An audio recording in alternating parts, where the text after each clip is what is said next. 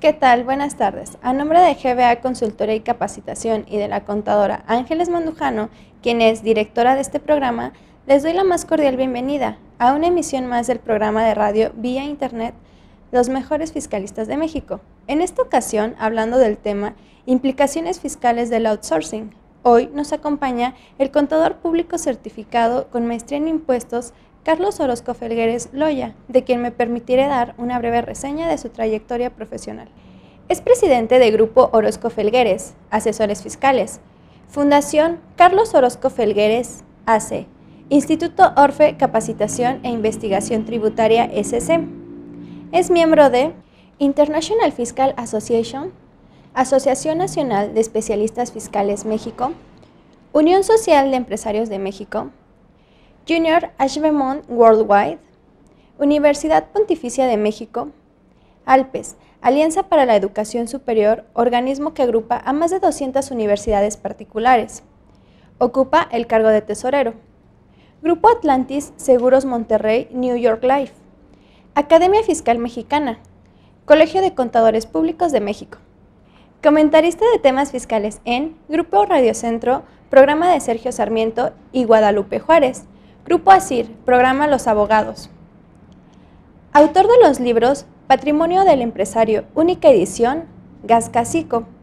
Normatividad legal y fiscal de las instituciones no lucrativas en México, tercera edición. El ABC del Patrimonio Personal, tercera edición. Inmuebles, aspecto legal, fiscal y financiero, segunda edición. Ingresos presuntos de las personas físicas. Pautas fiscales y legales. Entidades financieras no bancarias. Análisis fiscal y jurídico de las normas de información financiera. Todos los anteriores de Do Fiscal Editores. Articulista para las revistas Puntos Finos, Do Fiscal Editores. Expositor en División Fiscal del Centro de Estudios Fiscales, CEFA. Y en esta ocasión los dejo en la conducción con Francisco Cárdenas Guerrero. Muchas gracias. ¿Qué tal, amigos? Muy buenas tardes, bienvenidos a un programa de los mejores fiscalistas de México. Y esta tarde, como ya lo anunciaron, nos acompaña el contador público Carlos Orozco Felgueres. Carlitos, como siempre, es un placer tenerte por aquí y en lo particular me da mucho gusto saludarte. Mi maestro querido, encantado la vida, ¿sí? Gracias por venir. Yo creo que es la única forma que nos podemos poner de acuerdo para vernos, pero aparte de esto, me da mucho gusto que hayas aceptado la invitación y que te hayas dado el tiempo para platicar un ratito. Encantado la vida. Bueno, amigos, el tema del día de hoy es repercusiones fiscales de la reforma laboral y a mí me gustaría, Carlitos, que empezáramos a platicar un poquito de esta reforma laboral que realmente a veces no dimensionamos y pensamos que únicamente tiene repercusiones desde el punto de vista laboral y que las repercusiones fiscales son mínimas, son nulas. Entonces, la intención del día de hoy de platicar contigo es que nos quites esa duda, esa incógnita. ¿Realmente tiene repercusiones fiscales la reforma laboral? ¿En qué sentido vienen? ¿Y por qué no empezamos a platicar un poquito, si te parece bien, como un listado de repercusiones que veas tú interesantes para que abordemos y las vamos comentando? A mí se me ocurriría, no sé, a tu mejor opinión, empezar a platicar con la más fuerte para que le entremos de lleno al outsourcing. Bueno, el outsourcing sin duda fue un tema que se discutió a fondo. Creo que lo suavizaron un poquito y al final en la Cámara de Diputados, pero sin duda cambia el aspecto que mueve los corporativos de las empresas. Porque, así es. Si ahorita cualquier empresario, cualquier dueño quisiera, vamos a hablarle así, quisiera mandar a su fuerza de trabajo o al personal a otra empresa, que llamaremos cualquier corporativo, independientemente de la naturaleza jurídica de ese corporativo, pues propiamente la ley está regulando el régimen de subcontratación. Okay. Sabemos que las empresas, sobre todo el empresario pequeño, mediano, mexicano, pues traía la costumbre de mandar al personal a otra empresa con dos propósitos. Obviamente tratar de optimizar las cargas sociales, quizá también las cargas fiscales, ¿por qué no decirlo? Pero una muy importante que era ahora sí que el propósito de la decisión, pues era tratar de disminuir la base o la renta gravable para efectos de la PTU. Ese 10% que las empresas tienen, que ni siquiera es deducible, sino que hoy de alguna manera solo podemos disminuir la PTU y solo la pagada y generada del ejercicio inmediato anterior, que por decreto del 28 de noviembre de 2006 y que se actualiza en el decreto del 30 de marzo de 2012, podemos disminuir desde los pagos provisionales, pero solo desde mayo hasta diciembre y en 8 partes iguales. Y eso obviamente tenemos que forzar a que el trabajador, todos nos la cobren en mayo, porque si no la cobran en septiembre, pues ya se reduce a 4 partes iguales. Si llegan y la cobran en diciembre, pues ya se reduce en una sola parte igual. O sea que propiamente no hay alguna disminución de provisionales, salvo que todos la cobren en mayo, y el trabajador tendrá un año para cobrarla. Y si la PTU no la puede disminuir, bueno, pues entonces formará parte del siguiente ejercicio, y solo hasta el siguiente ejercicio. O sea que si el trabajador, pasando el siguiente ejercicio, no la cobra, el contribuyente pierde el beneficio de la disminución de la PTU. Hoy el outsourcing, que se llama subcontratación en la ley y que regula en los artículos 15A al 15D de la nueva Ley Federal de Trabajo, que se publica el 1 de diciembre, entra en vigencia en ese día, bueno, el día siguiente, pero obviamente entra a partir del 1 de diciembre, te exige 3 requisitos fundamentales. El primero, que el outsourcing ya no puede ser total, tiene que ser parcial. Es decir, la empresa generadora de las utilidades o la empresa de alguna otra manera contratante, ¿sí? Y la contratista tienen que tener una relación parcial. Es decir, yo no puedo pasar a todos mis la totalidad de los trabajadores, ¿sí? Independientemente de la figura jurídica. O sea, ya el outsourcing tiene que cumplir con ese requisito. Tiene que ser una empresa que preste servicios de subcontratación de manera parcial. O sea que al menos tienes que tener al menos un trabajador. Y para efectos de la PTU, nada más recordar que solo el administrador único, el director general, el gerente general, no tendrán derecho a la PTU. Entonces, el primer requisito que nos da la parte del outsourcing. No puede ser total. O sea, es decir, no hay empresas vacías, como dicen. Sí, así es. Al menos tienen que tener, no sé si activos tendrán que tener, pero personas sí. Y aquí habría que ver desde qué óptica podemos checar ese no tener personal, porque ¿cómo verías, Carlitos, que yo me dedicara a cierto objeto social, que yo me dedicara a el que tú quieras manejar, y que todo se manejara a través de tercero, ¿no? A través de subcontratación, cuando tu objeto es hacerlo, ¿no? ¿Qué caso tendría subcontratar cuando tu objeto es hacerlo? Y a quien vas a subcontratar a veces se dedica a diversas actividades.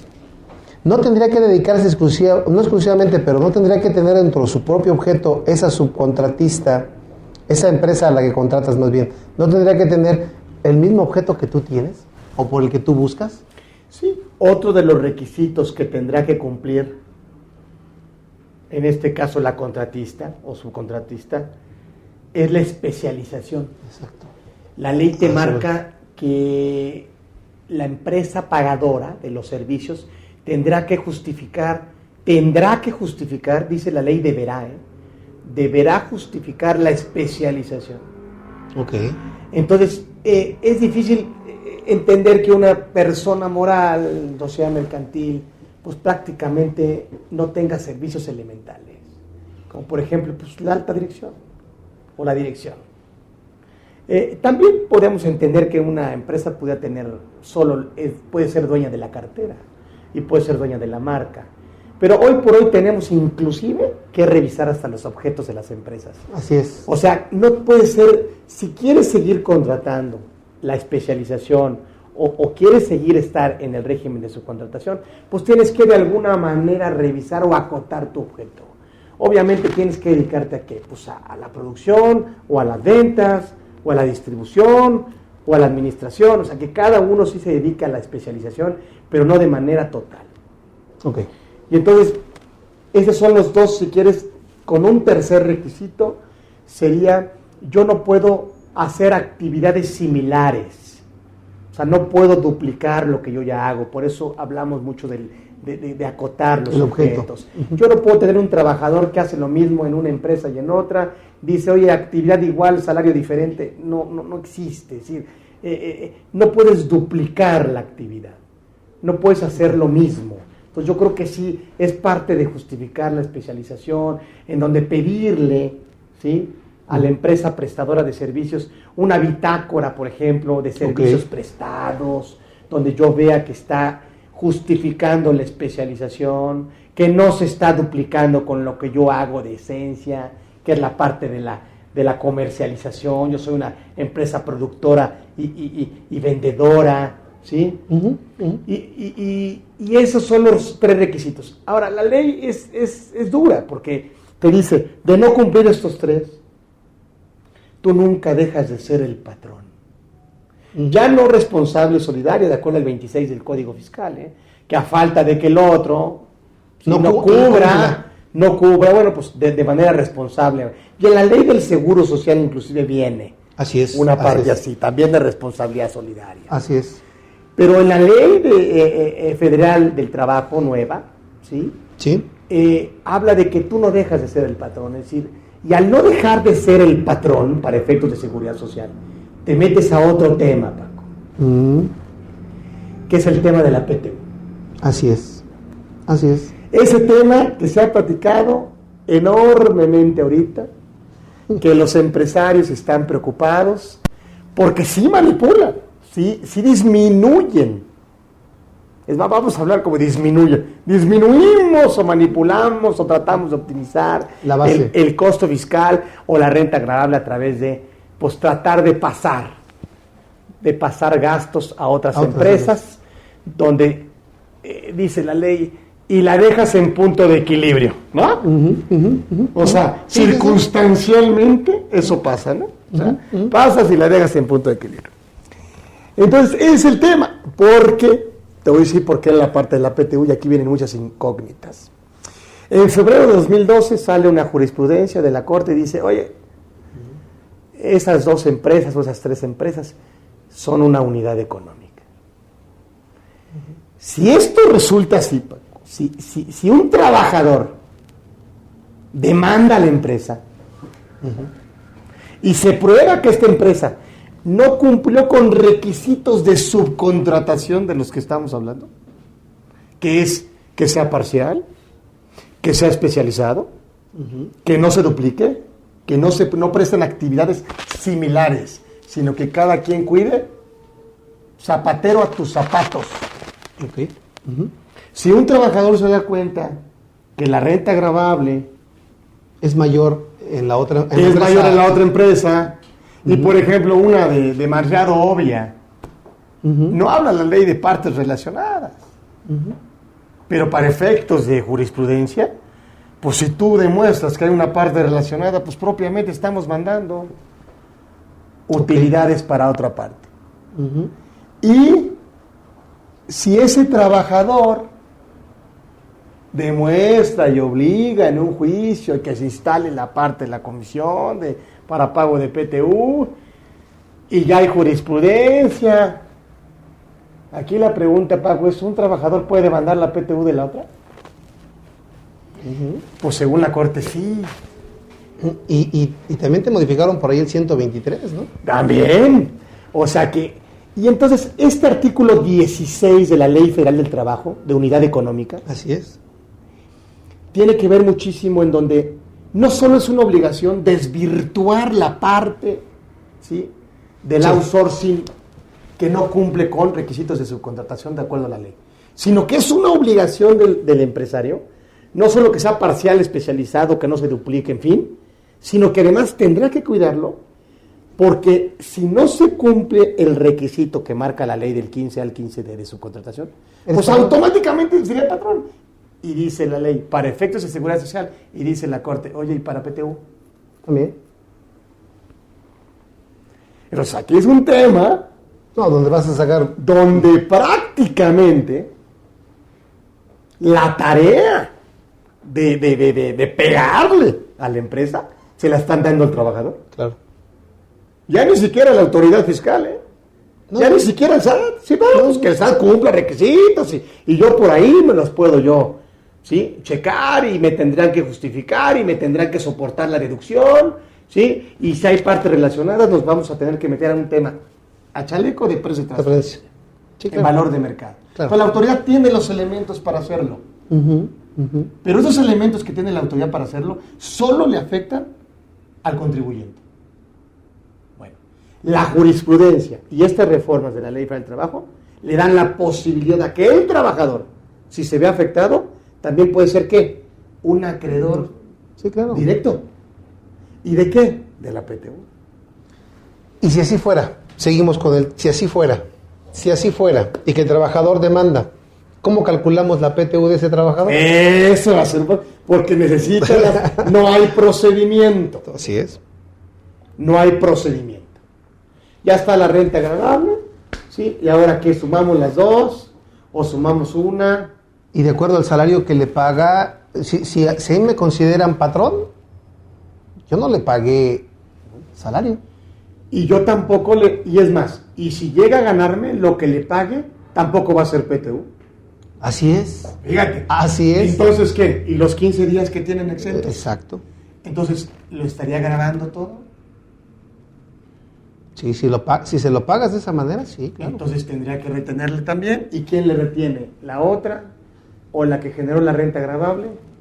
¿Pero qué tipo de ingreso es? ¿De qué capítulo? ¿Y qué tipo de ingreso? No, pues dice la ley. A lo mejor va a decir el fisco. De los demás ingresos. No, pues búscate allá donde no te encontraste. ¿Acuyá? Dice. Así. ¿No? Así. ¿No? Es correcto ese. Entonces, son temas ahí. Entonces, a ver, los 15 días que... La renta agradable, ¿cómo la va a determinar? ¿Cómo se va a determinar la renta agradable? Vamos a sumar las dos, o en la una, y luego dicen, ok, si es renta agradable, sale, págale la PTU. Yo la PTU ya la pagué. Claro. ¿Es una indemnización?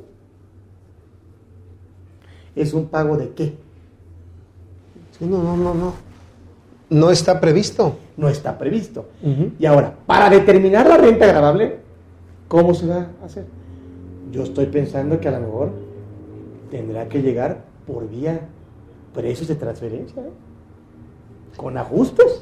Pero si yo te pago a ti por un servicio que me prestas, ¿yo cómo sé cuánto le pagas al trabajador? Exacto. O sea, yo no tengo ni siquiera el parámetro de decir, bueno, toma como parámetro lo que le estás pagando. Tú no me vas a venir a decir cuánto le pagas a él, porque si me dices cuánto le pagas a él, ya me di cuenta cuánto me cobraste de comisión, entre comillas, cuánto me estás dando de sobreprecio por el servicio que me estás prestando. Pues no hay regulación, no hay proceso. Y mira, ahí te va otra. Sociedades civiles, por ejemplo, del título 3. Ellas no determinan renta gravable. Hombre, sí determinan, tienen la obligación de pagar la PTU, pero por ejemplo, si determinan, por ejemplo, remanente distribuible. Eso es todo un tema también. O sea, son con fines no lucrativos, o pagar o no va a pagar. ¿O qué onda? Porque la ley del trabajo habla en relación a los que prestan sus servicios a través de este tipo de sociedades como una remuneración. Sí. Te la creo en una SC. ¿Y en una AC?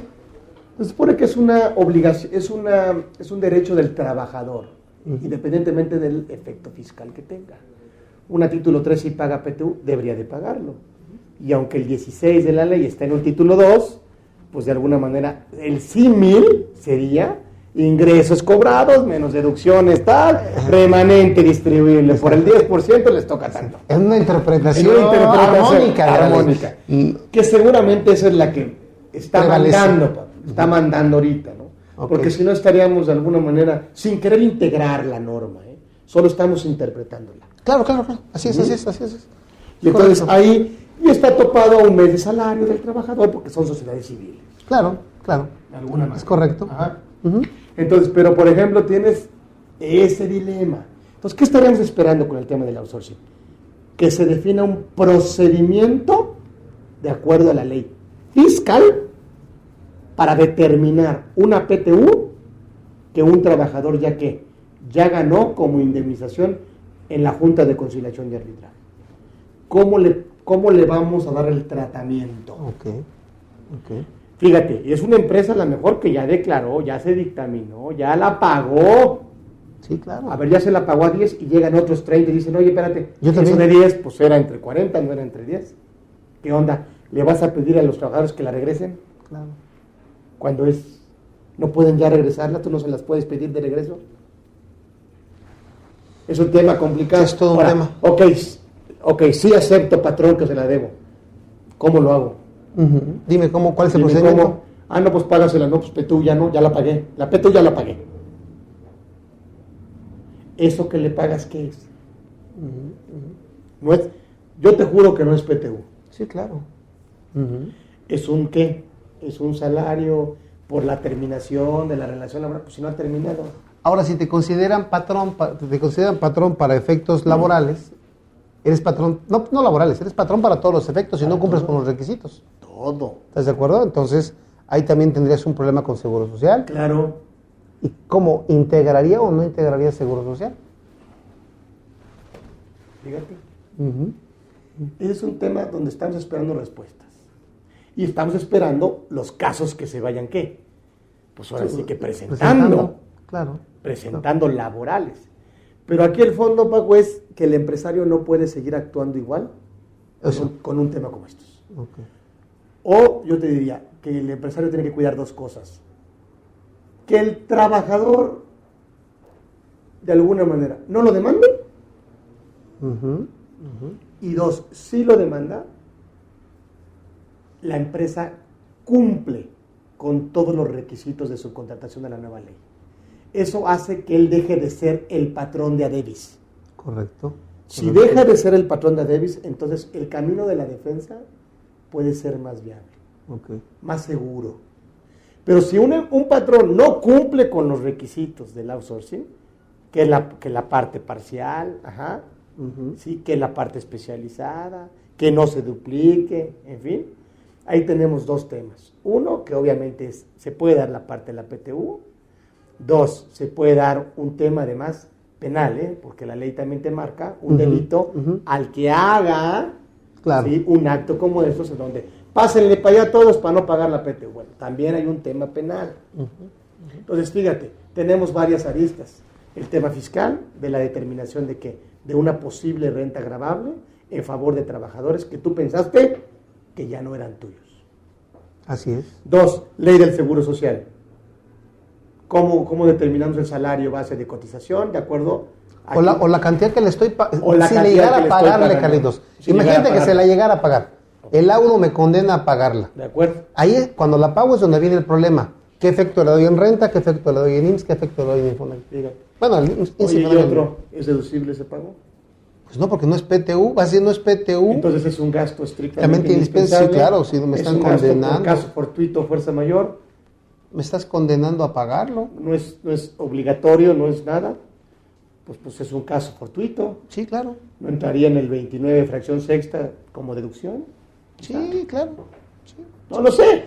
Puede ser, que esperar, puede ser, ¿no? puede ser. Luego, ¿cómo viene el laudo? ¿Qué me están obligando a pagar? Exacto. ¿Qué pago, no? Fíjate, y entonces si es todo grabado, entonces le retengo al trabajador.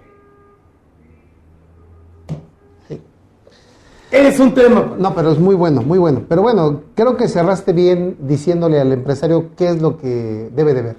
Sí. Yo me quedo con tres cosas. Revisión de los objetos. Sí. Cumplimiento de los requisitos de subcontratación. Y cambiar los esquemas de antaño. Sí. No puede seguir trabajando igual. Bueno, y a lo mejor... Bueno, igual, ¿no? Como tú dices, igual, ¿no? Y Con un cuarto, cambios, ¿no? Asegurar que los trabajadores no tengan necesidad de demandarte Claro. por un ambiente laboral. No sé. Siempre habrá alguno que quiera demandarte. Okay. Porque aquí tiene que demandarlo y tiene que ganarlo. Para que suceda lo que estamos comentando. Pero eso ahora sí que ya le dieron la bandera al trabajador, ya no a la empresa. Entonces el trabajador tendrá que demandarla y ganarla. Eso hay que ver a quién mandas. Exactamente. ¿No crees? Ese es un tema, Paco. ¿Cuál otro, Carlitos? ¿Cuál Otro tema, Con la otra previsión implicación fiscal de la reforma laboral. El artículo 25 te habla de la necesidad o la obligación o lo estrictamente indispensable que ya nos daba la ley del impuesto sobre la renta. Acuérdate que para tú poder deducir estos pagos del 110 en salarios, ¿sí? O asimilables a salario, tienes que darlos de alta en el RFC. Así es. ¿Sí? Y tienes no la obligación de darlos de alta porque nadie está obligado a lo imposible, pero sí de solicitarles la información para llevar a cabo la inscripción. Este propósito. Que hemos venido haciéndolo en el DIM a través del RFC a 10 posiciones y la CUR. Que por cierto ya nos lo quitaron que para por este cierto ya año, nos lo quitaron, hay que llenar pasado. la ficha 42. Así es. Y no nada más la 42, ahora vas a suspenderlo. Exacto, ahora vas a suspender. Entonces, este es un requisito de deducibilidad el darlos de alta. Quiere decir muy coloquialmente que tú no puedes deducir un pago a un trabajador que no se ha dado de alta. Okay. En términos generales. Ahora, la reforma federal del trabajo da como nuevo requisito en su artículo 25 que todos los contratos celebrados entre el patrón y el trabajador tienen que contener el RFC a 13 posiciones. Y las sanciones pueden llegar hasta de 3,223 pesos a 300,000 pesos por trabajador. Si el contrato individual de trabajo no contiene el RFC del trabajador. Entonces, ¿qué le decimos a todos nuestros colegas y todos los empresarios, todos los que están escuchando? Hay que revisar todos los contratos de trabajo que están firmados a partir del 1 de diciembre de 2012. Ese contrato, además de que tiene que tener el nombre, apellido, de domicilio, todos los datos generales, tiene que tener uno muy importante, el RFC del trabajador a 13 posiciones. Perfecto. Entonces, ese es un requisito, es una implicación fiscal, que el de no tenerlo habría sanción para efectos de materia laboral, pero perderías automáticamente la deducibilidad del pago, al no estar inscrito en el RFC. Y fíjate que aquí veo, no sé qué opinión tengas. La ley fiscal, el código fiscal, me da un mes para inscribir. Sí. Y aquí desde que inicia y hago su contrato lo tengo que plasmar. Sí. Sí. Entonces, en términos, a ver si tú estás de acuerdo, estrictos, yo tengo hasta el 31 de diciembre para cumplir los requisitos de deducibilidad. De acuerdo. Entonces, pues, prácticamente sería, yo diría, imposible que la autoridad te pudiera, que al no escribirlo en el mes posterior, pues te pudiera. Y ahora es todo un tema, ¿eh? No nada más, fíjate, es todo un tema porque tú hablabas ahorita acertadamente de la ficha 42. ¿Está bien? ¿Y cuándo te contesta? En 15 días. ¿Y si no te contesta? Exacto. ¿Qué hago? Le voy a dar seguimiento. O que me conteste. Imagínate que me conteste y me dice, fulanito de tal tiene RFC duplicado. ¿Qué hago? Oye, pues estoy informando a mí me dijiste que lo hiciera a través de la ficha 42, yo qué sé. Exacto. ¿No? Primera. Y segunda, y si me contestas no porque el curvo está mal o no porque lo que tú quieras, Carlitos, no me entrega el RFC a 13 posiciones. ¿De quién es la obligación de darle seguimiento? Porque a mí la ley laboral me dijo tu RFC, sí está bien, pero para poder inscribirlo al RFC yo requiero cumplir ciertas condiciones que marca la ley fiscal, ya particulares. Y esa ley fiscal me dijo, ¿sabes qué? Mándame nada más la información en un disco. Yo se la envié y no tengo el RFC todavía y me llega una revisión de la Secretaría del Trabajo. Sí. ¿Consideras que con tener el envío? Sí, porque es obligación del trabajador proporcionar toda la información para darlo de alta. Y esa información del patrón solicitarla. ¿Así? Ahora, yo les digo que luego nos sale barato curarnos en salud. Métanse al RENAPO, que es el Registro Nacional de Población, y confirmen todos los CURPs. Y ahí automáticamente sacamos el CURP del trabajador, ¿sí? Y bueno, es mucho más fácil tener el CURP bien hecho que muchas veces la información para darlos de alta en RFC. Yo creo que aquí debe trabajar un poquito más la Secretaría de Hacienda en ver cómo lo tiene que hacer, porque te platicaba yo de la suspensión. O sea, se va el trabajador y quiere que yo le presente un aviso de suspensión. No obstante que me dijo que lo inscribiera. Ahora suspéndelo. Ahora suspende. Y además, si viene otro patrón y ya estaba en suspensión, no lo inscribas, reanúdalo. ¿Tú te imaginas hablar de esto en este ambiente de trabajadores, Carlitos? No. O sea, miles. Se vuelve una chamba administrativa más para eso. Nada más para Cuando eso. se supone que yo no soy obligado a lo imposible. No, y si concatenamos el tema anterior que tienes para complicarnos la existencia, imagínate si me dicen que eran mis trabajadores. Bueno, ya no te platico, ¿no?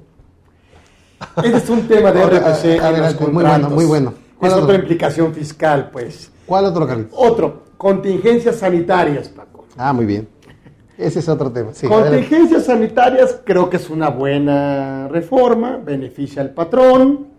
Sí, claro. Sí, porque no lo obliga. Sí, simplemente no deja de ser su trabajador, solamente suspende también el patrón la relación laboral con el trabajador y obviamente nada más le obliga a pagarle un salario mínimo por mes, diarios, hasta un mes, o sea, hasta 30 días. Okay. Yo diría que con una influencia de 30 días el país quiebra, ¿no? No, pues sí, pero bueno, le pusieron 30 días, ¿no? Le pusieron 30 días, no había país, no, imagínate, una semana. No.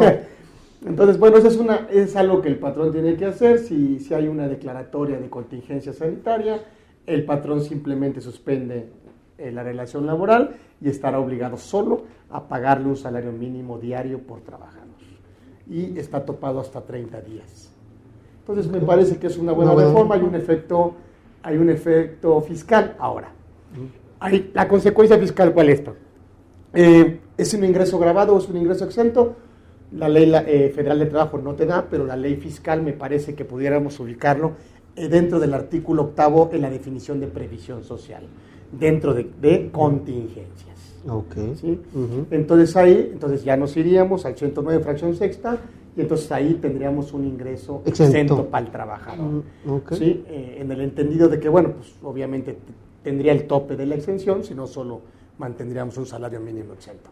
Entonces, esa es una partida es un ingreso de previsión social, ¿sí? Que entra dentro de la definición del artículo 8 y que jugará para los 7 salarios mínimos elevados al año del área geográfica, ¿sí? En la parte de exenta para que el trabajador no se vea afectado porque el patrón le paga sobre una contingencia sanitaria. Pero muy interesante, fíjate, a lo mejor, déjame pensar, ¿qué podría tener mejor repercusión para el trabajador desde este punto de vista que lo estás tratando? ¿Me lo consideras exento? ¿Me conviene? ¿No me quitas impuesto? ¿Me lo consideras como un salario mínimo y me das subsidio para el empleo? Fíjate. Híjole.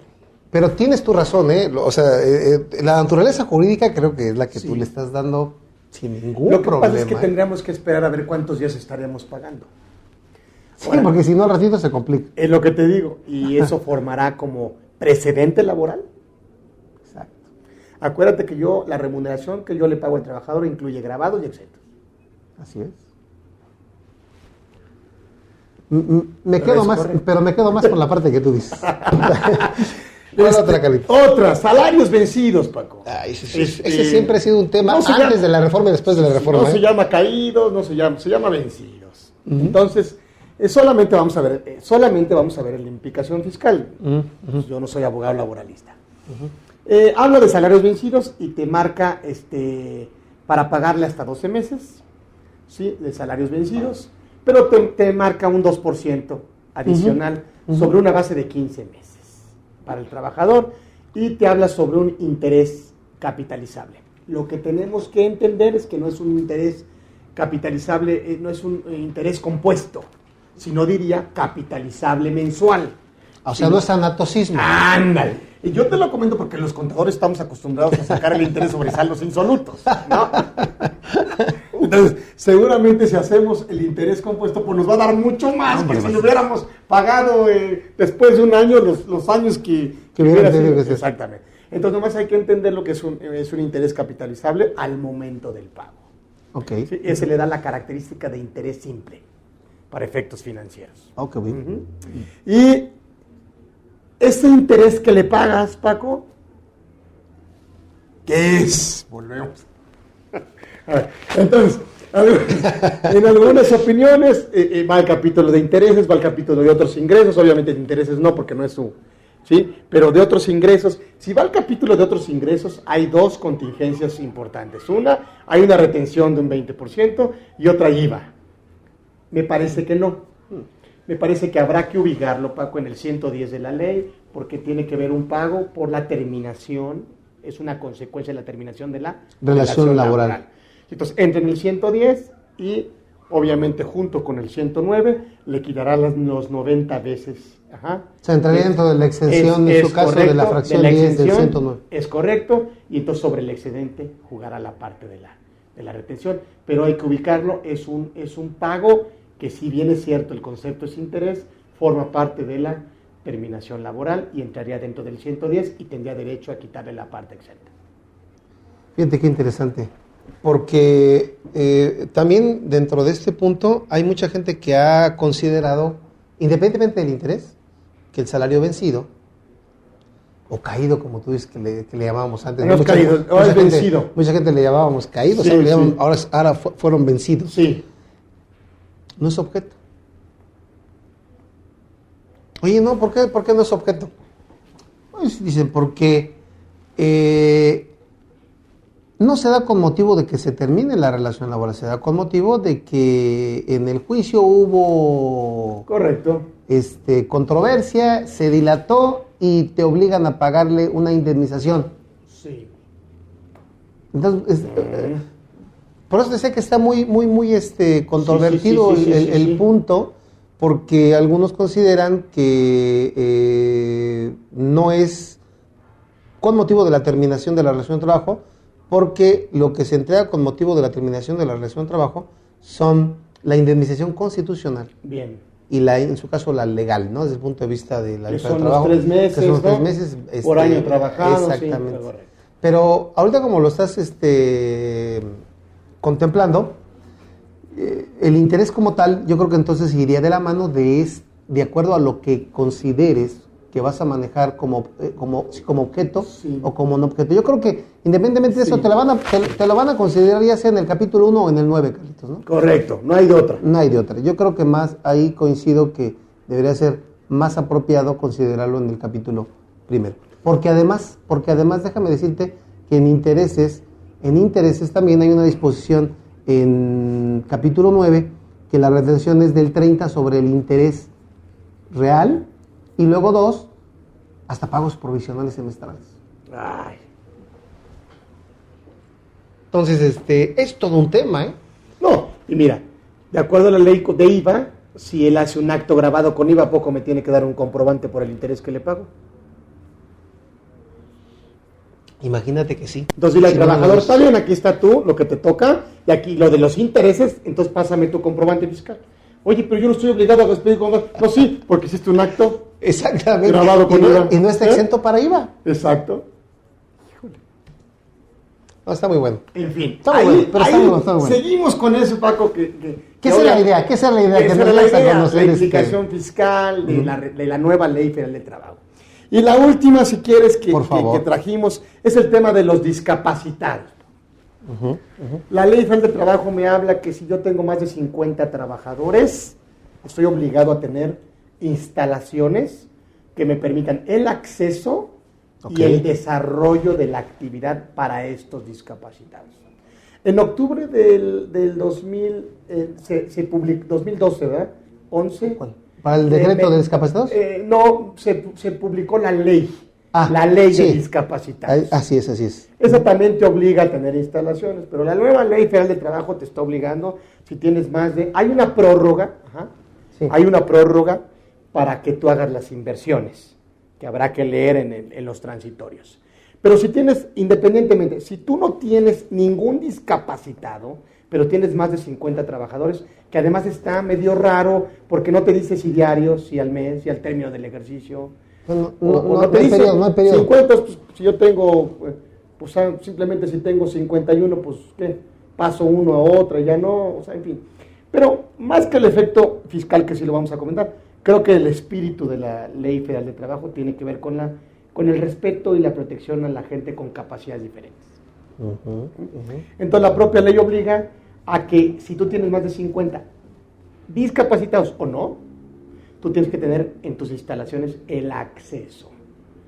Y eso te implica a que va un cliente, va un proveedor, va alguna autoridad, va lo que sea, claro, tienen que tener el acceso a las instalaciones.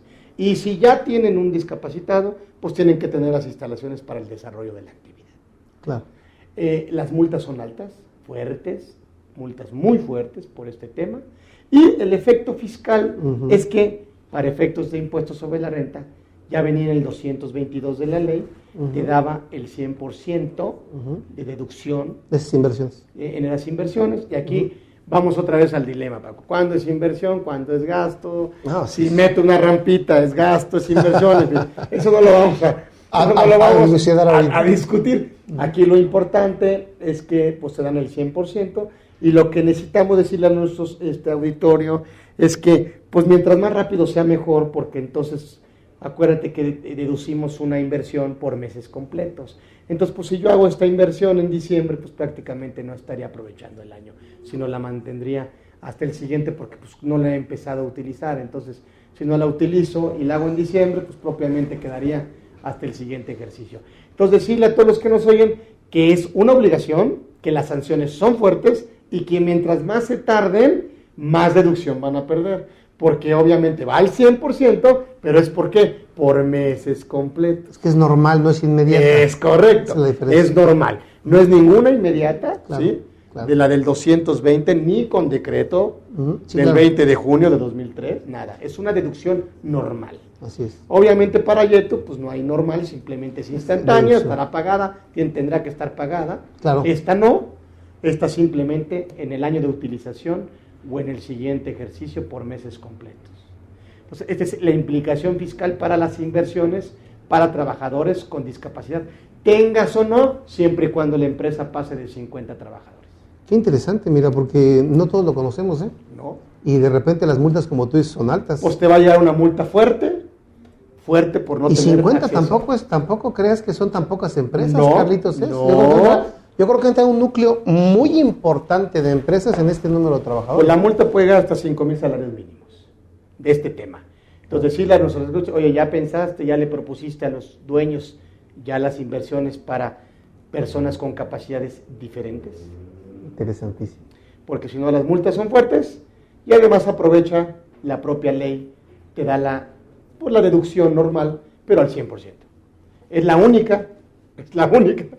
Sí. Que te da el 100%. Ni la inmediata. No, ni la inmediata. Y dentro de este mismo tema también está el Fonacot, ¿no, Carlitos? Como también. Algunas empresas que no estaban inscritas en el Fonacot también ahora tendrán que inscribirse, ¿no? Ahora tendrán que inscribirse, obviamente es una obligación, y el efecto fiscal, pues. No, es que imagínate que de repente suele suceder que llega y no me dice que tiene un crédito. Sí. Tendría que, yo creo que aquí el Fonacot tiene que dar a conocer las reglas también, ¿no? Como las dio a conocer el Infonavit, que te dice, bueno, yo te voy a mandar un aviso, pero si no te mando el aviso y en las cédulas que te envío bimestralmente ves al trabajador que tiene crédito, hace las veces de aviso. Sí. Y en Fonacot no hay reglas. No lo sé. Ahora, esperaremos reglas, ¿no? Sí, pues digo. Esperaremos reglas. Sí, también la gente tendrá que estar al pendiente de esas reglas para poder darle cumplimiento. Pero 50 trabajadores que tú dices en discapacidad, a mí se me hace, la verdad, ahí está, muy poco. Eso me parece que hay algunas otras, pero yo creo que vale la pena llevarnos esto como una tarea de cuál es el efecto fiscal o las implicaciones fiscales o de seguridad social. También hay otra que es el permiso de paternidad. Sí, ese es otro. También, o sea, que hay que checar el permiso de paternidad porque prácticamente lo que le paguen al patrón, lo que le pague el patrón al trabajador que pidió permiso de paternidad, estará grabado, porque solo la parte exenta es para maternidad, para mamás. Claro. Entonces habrá que reformar, de acuerdo a la ley del Seguro Social, que cuando se hable, ¿sí?, del efecto fiscal o el efecto del permiso de paternidad, también se incluya ¿qué? Al permiso de paternidad, ¿sí?, ya sea cuando tengan a su hijo o cuando hay una adopción de un infante. Claro. ¿Sí? Y otro que te puedo comentar es el pago por unidad de tiempo, Paco. Ese de hora, que con ley o sin ley no lo hemos podido hacer, porque obviamente no nos permiten dividirlo entre todo el mes, sino solo entre los días trabajados. Entonces, propiamente, estamos pagando mucho más. Si un trabajador trabaja sábados, viernes y sábados, ¿sí? 2 días por semana, pues prácticamente, y yo le pago a lo mejor 300 pesos por cada día, 600 pesos a la semana. Pues al Seguro Social le voy a, prácticamente le voy a pagar entre 13,000 pesos y todo para cotizarlo, y él va a ganar 5,400 pesos al mes. Sí. Entonces, ¿cuál es la recomendación de contratar a trabajadores por hora? Nunca en la vida. Nunca en la vida. Prácticamente, o lo trabajas o lo contratas así, o simplemente no te conviene contratarlo por hora. Vas a acabar dándole un bono de productividad, o me da pena, vas a tener que pagarle por fuera. O hacer tus cuentas para que llegue a un salario mínimo. O hacer las cuentas para que llegue a un salario mínimo. Sí, es lo más. Mínimo no le puedes pagar. Entonces, ¿quién va a contratar por ello? Pues no, te va a costar lo mismo. Pues mejor lo contratas por tiempo, ¿sí? Indeterminado, y cotizas lo que tienes que cotizar. En cambio, si no, te va a salir más caro el Seguro Social que lo que le pagas al trabajador. Claro. Eso es, Paco. Pues Carlitos, como siempre, el tiempo nos apremia y la amistad nos gana. Eso. Vamos a tener que cerrar. A mí me gustaría que nos dieras pues una conclusión genérica de tu visión en este tema de las implicaciones fiscales de la reforma laboral. Ya nos dijiste qué falta, ya nos dijiste qué hay que hacer. Finalmente, para el empresario, ¿cuál sería tu recomendación? Para el empresario es que el outsourcing de a mentiras ya quedó obsoleto. ¿Está bien? Creo que el outsourcing de a debis creo que funciona y funciona muy bien. O sea, no se acabó el outsourcing. No se acabó, al contrario. Bien. No solo se acabó, sino que vive, y ahora vive mejor, porque ahora está completamente regulado, autorizado y completamente normado. O sea que hoy no nada más es una ventaja competitiva de las empresas, sino una necesidad. Pero una necesidad real. Bien. ¿Sí? Y no simular, de alguna manera. ¿Me queda claro? ¿Sí? Hoy el tema de la PTU, por supuesto, es un tema importante, porque hoy tenemos la definición al alcance de la Suprema Corte de unidad económica. Hoy hay que cumplir con reglas de subcontratación para inclusive salir y no pensar estar en el artículo 16 de la Ley Federal de Trabajo de unidad económica. No basta. Entonces, revisar todos los esquemas de outsourcing para que sean esquemas que te den una ventaja competitiva, pero que no sean esquemas de amentis, que sean reales. Ok, esa parte está clarísima. Esa parte creo que está muy clara. Creo que el outsourcing no solo se prohíbe, al contrario, se está promoviendo. La ley lo está promoviendo, pero lo está promoviendo, ¿sí?, bajo un sentido legal, ¿sí?, reglamentado, ¿sí? Y yo te diría, por el efecto de la PTU, hasta un tema ético. Bien, desde el punto de vista del trabajador. De justicia. De justicia para el trabajador, de que hay una posibilidad de cobrar por un beneficio en el cual él formó parte. Bien. Yo te diría. Y todo lo demás, pues prácticamente son efectos o implicaciones fiscales que tienes que cuidar. Ya no podemos seguir haciendo lo mismo, tenemos que revisar el tema laboral y tenemos que, obviamente, pues garantizar que el trabajador pues se empiece a acostumbrar a esta nueva ley, que le permita ser mucho más productivo. La esencia de la nueva ley tiene que ver con productividad también, no discriminación, productividad. En fin, entonces, y para los contadores que estén al pendiente de estas reformas, que también tienen implicaciones para ellos finalmente. Tienen implicaciones de deducción, tienen implicaciones de integración ante el Seguro Social, tienen implicaciones de sanciones, de multas, y multas altas. Entonces, pues hay que revisarlo, ya nos llegó, ahora hay que perfeccionarlo, hay que checarlo. O antes de que nos llegue, no vamos a ponernos a trabajar. Antes de que nos llegue, entonces la empresa tendrá que revisar todas las implicaciones fiscales que tengan que ver con esta nueva ley. Carlitos, Muchas gracias, como siempre. A ti, Gracias por acompañarme. Y a nombre de GBA te quiero entregar este reconocimiento. Hombre, qué amables. Mira, que dice así: GBA Consultoría y Capacitación SC se enorgullece de entregar el distinguido reconocimiento por su participación en el programa Los Mejores Fiscalistas de México al contador público Carlos Orozco Felgueres Loya, por su destacada trayectoria profesional y por su invaluable ejemplo de capacidad, sabiduría y competencia aplicada al ejercicio de la consultoría fiscal en México. Firman al calce contador público Ángeles Mandujano López, contador público certificado Andrés Ávila García, México DF, febrero del 2013. Pues Carlitos, Gracias. te entrego por aquí, Qué amable, Paco. como siempre, Muchas gracias, agradecidos, Hombre, qué amable. agradecidos contigo por tu participación. Perfecto. Y amigos, pues hasta la próxima de un programa más de los mejores fiscalistas de México. Buenas tardes, hasta pronto.